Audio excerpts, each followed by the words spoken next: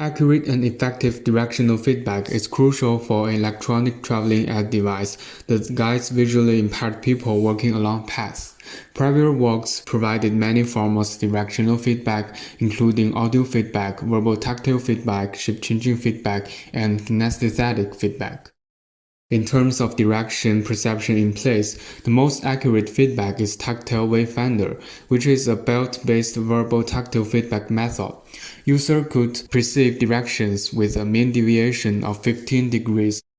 Regarding path following performance, virtual paving enabled visually impaired users to walk along a 2.1 meters width path smoothly through on-shoulder verbal tactile feedback and the strategy of directional cues generation. To explore a more accurate directional feedback method, we present Tactile Compass, a continuous directional feedback solution that includes a handle-shaped tactile device and a guidance strategy to control the device. For the tactile device, we use a tactile needle with the affordance of direction indication in shape to provide real-time directional cues for the first time.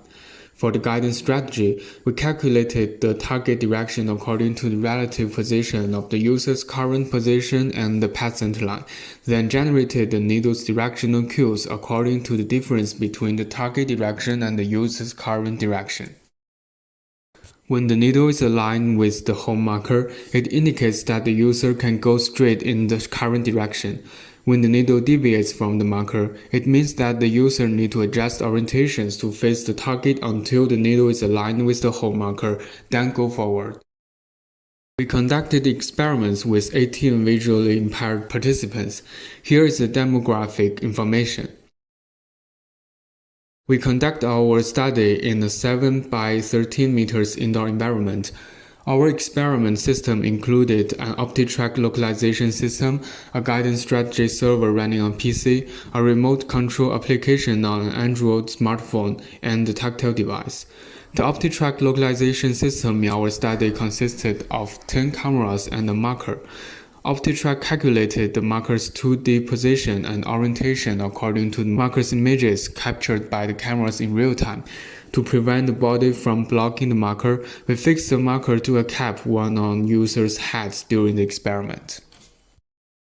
We conducted 2 laboratory studies. We first evaluated participants' direction perception accuracy in place while using Tactile Compass.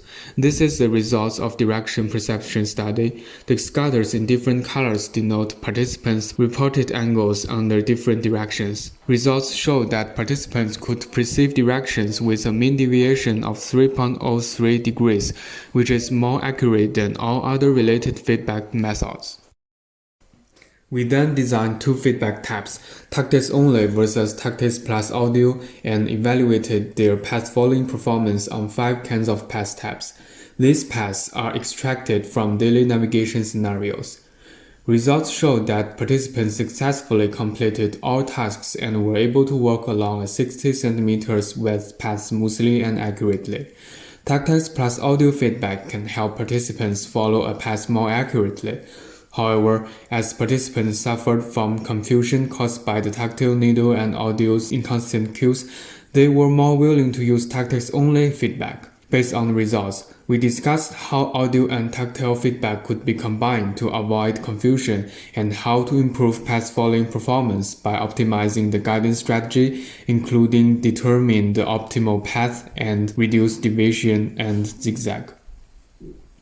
In summary, we contribute a new continuous directional feedback solution for accurate and smooth path following. It includes a tactile device and a guidance strategy that allows users to maintain the correct directions while walking. Our work demonstrated the effectiveness of Tactile Compass in wayfinding tasks for visually impaired people.